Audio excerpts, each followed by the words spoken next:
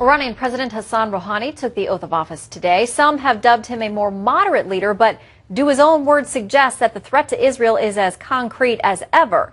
New York Times bestselling author and former aide to Israeli Prime Minister Benjamin Netanyahu, Joel Rosenberg, is just back from several weeks in Israel, where he met with top officials and joins us now with some insights. Joel, good to have you today.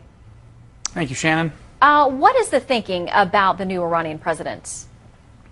There is the central belief in Israel, certainly among Prime Minister Netanyahu and his top advisors, that Rouhani is a wolf in sheep's clothing.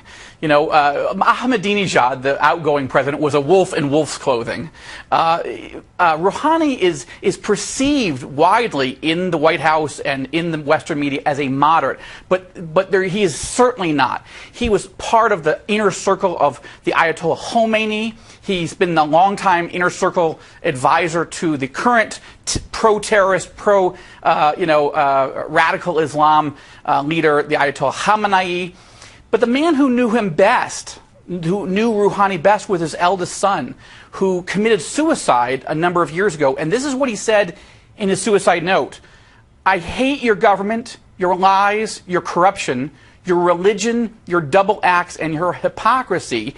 And he said, "I hate that you have kissed the hand of Khamenei." This was from Rouhani's own son.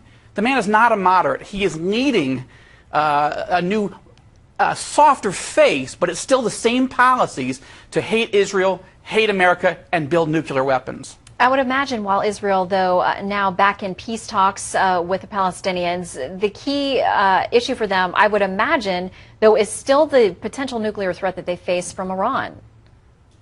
That's right. Look, the United States is putting an awful lot of attention on the Israeli-Palestinian peace talks, which just got started. And that's important. It's very important. The Palestinians and the Israelis deserve security. They deserve to be able to live in freedom and justice and in cooperation with each other.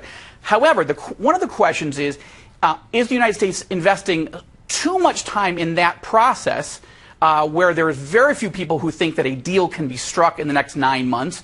Whereas the number one issue in the Middle East is how close Iran is to building nuclear weapons and how close Israel may be to launching a preemptive military strike. Even the chairman of the Joint Chiefs, General Dempsey, is in Israel today because of these rumors that Netanyahu is getting close to launching such strikes. Yeah, we are almost out of time, but I wanted to ask you about that with General Dempsey there. Do you think that's the specific tie, that there is a U.S. worry that Israel will launch a strike on Iran?